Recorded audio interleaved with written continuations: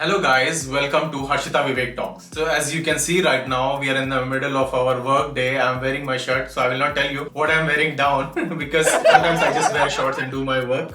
Like many of us. Like many of us, we thought why not make a video about job search. A lot of you have asked us in our comment section that hey, how did you find a job? Like, can you give us some tips? What is the process? So that's why we decided to make a full video around this topic. So let's get Right into it. So Vivek, what are the points that we are going to cover in this video? We are going to majorly focus on 5 things. First thing is occupation list which are eligible for job visa. Second, companies which can sponsor your work visa. Third, which are the portals that will help you or where you can find these roles. Fourth, how to tailor your CV and cover letter according to the jobs. And the very fifth is the interview process itself. Do watch till the end because we will be giving you tips on each of the points. So the very first point with regards to occupation list. While you're looking for jobs, it's a good practice to first look at the jobs which are eligible for work visa. So in this, you have 2 categories. One is shortage list and one is eligible occupation list. So as you can see from the name itself, shortage. So in the UK right now, there are certain jobs which are available and then there are less people or there are no people available for these kind of jobs, right? So if you have profile which suits or which matches these jobs, it's easier for you to get a visa. You'll see the list here.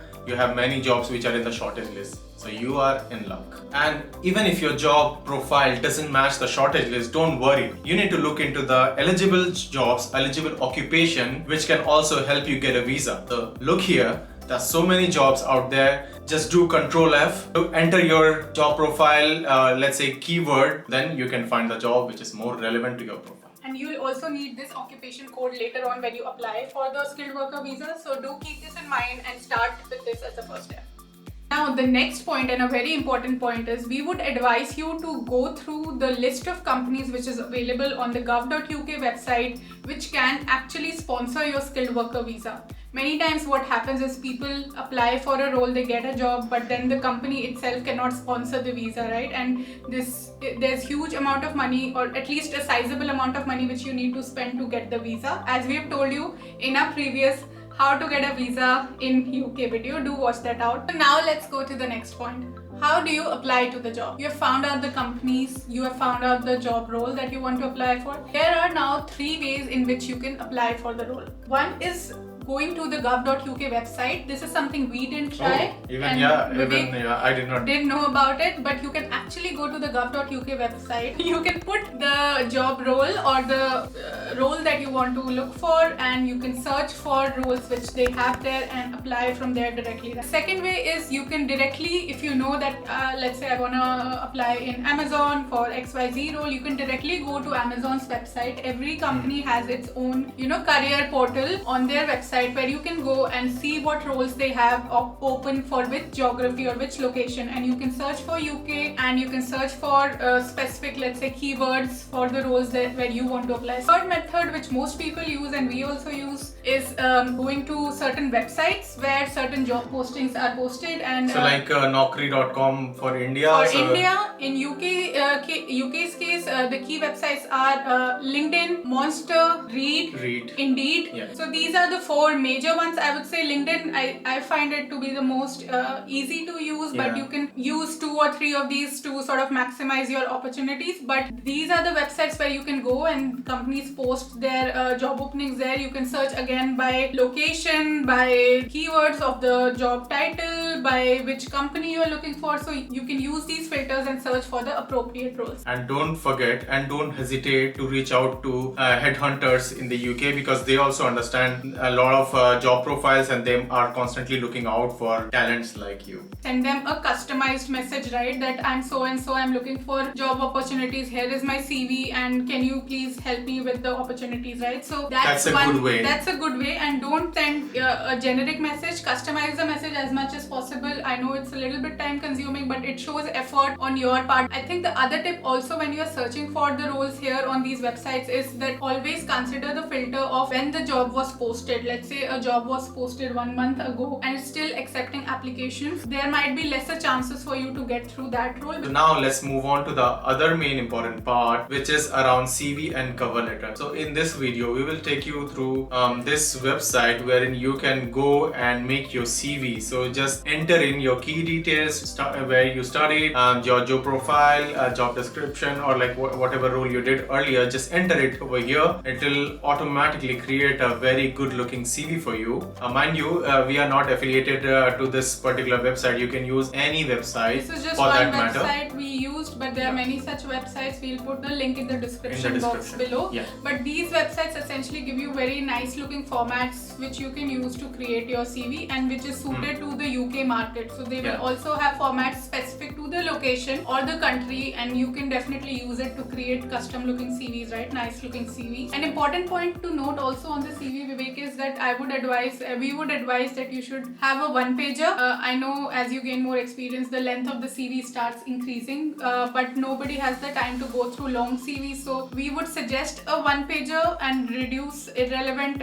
information. If you can't do it in one page, at max 2 pages, but not more than that, I would strongly suggest go for a one-pager CV. Now let's talk about the cover letter. So in the same websites, often you will find cover letter section as well. Just make sure you don't copy and paste your CV in your cover letter. A good practice is to tell your recruiter why is it that you could be the preferred candidate for this job. So just highlight the key skills or the key projects, key achievements, or highlight a problem in a company and how you can solve it. So this is what you can put in a cover letter. We'll make a different video like going really deep into how you can write cover letters, but for now, if you can stick to the template which is provided by the website and edit it according to the job, this will give you a head start. One more point on the cover letter, he said customize it, right? So what it really means is look through the jobs that you are applying to. There will be certain responsibilities and tasks which they expect of the candidates. So try to use those keywords in your cover letter and in your CV also, I would say, as much as possible, because many times what happens,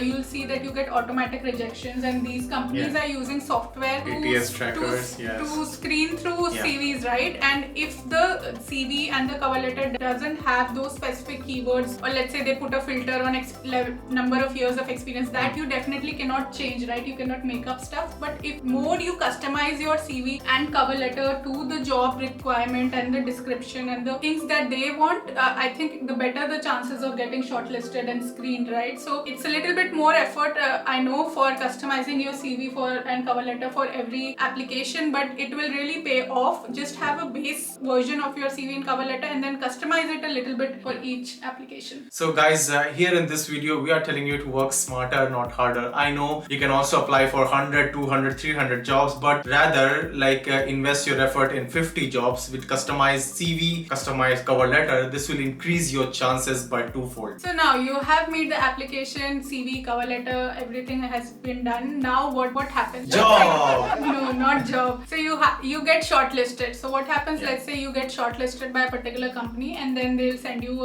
an email saying you have been shortlisted and we would like to talk to you and interview you. There should be certain contact details that you share in your CV, like your email address and definitely a UK phone number on which they can contact you. I think you can also give Indian phone number as long as you're reachable, but preferred is UK. So because they would prefer somebody who's already here, right? But if you are not, you can still give a different number, but probably mention that you would need sponsorship or something like that. I think it's a detail that you need to mention it upfront, because what if the company is not sponsoring it? Maybe they like you in the first call itself, that HR or recruiter can talk to the hiring manager and they might be able to do this later something. On. Better know it earlier than later. We would say be transparent about it, be upfront about it, and it's better to tell them sooner rather than later. But let's say all this is fine and you get the opportunity to interview. What happens? And you have the first round with HR. Yes. So I'll take you through high level what the interview process is like. I've gone through it myself, so I can also tell from personal experience, but experiences of many of my friends and people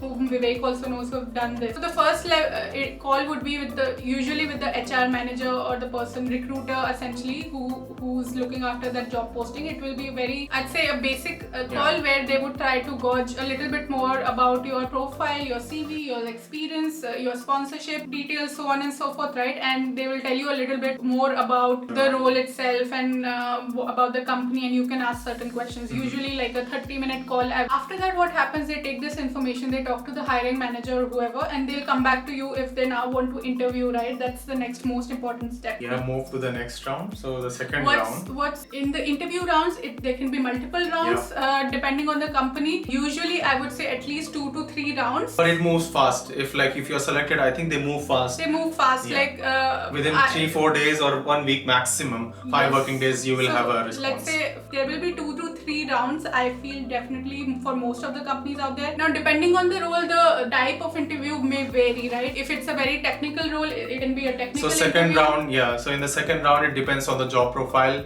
So Harshita, I remember from our discussion, your second round was with a peer, with one of your peer, not first exactly. First round was after the HR person talking to you on the call. The first round was more with a peer, like person in your team, and then the next round was with, let's say, your manager, hiring manager, and the round after that usually is with the boss of your hiring manager, right? The person above your hiring manager. So usually these are the levels. The format of the interview will vary from company to company, and especially the kind of job that you're applying for. Let's say you're applying for a consulting job, then it will be case-based interviews, and they would want to know more about your experience and your competency and whether you fit the profile that they're looking for. Usually what happens here is that they would ask you questions, scenario-based questions, like how you would react in a certain situation. Like, let's say if you were faced with a tough situation with a colleague, how did you handle it? What was the last high impact project that you did and what did you learn out of it? So these kind of questions definitely come up in certain interviews. If it's a very, very technical role, then there might also be technical skill tests. For technical roles, you can expect to do some hands-on exercise with your hiring manager, and then or they might ask you to take a case, work on that problem, solve that problem as well, and come back with the proposal. So interview can differ, but basically you can expect 1 or 2 rounds. 3 rounds, 2-3 rounds definitely, maybe more also. But 1 or 2 rounds after your HR interview. So I'm not counting HR interview. No, apart from that, I've seen 3-4 rounds happening for different people. It depends on the company and how much hierarchy level they have. Who is actually taking the decision, right? Who's taking the decision? So basically, if you wrap this all together, so you know right now 5 points, which is regarding your occupation list, regarding the jobs which you can apply, profiles, where to find these jobs, websites, and CV cover letter, and the last one is interview tips. So if you want to know something more, do write on the comment section. We will definitely read those comment section and create a video just like we did right now, Harshita. Subscribe, hit like, the bell icon, and notification. Keep the notification button on so that you get to know when we are posting next, right? So we'll now see you in our next video. Till then, take care, stay safe, and all the best for your job search. All the best for your job search. Bye.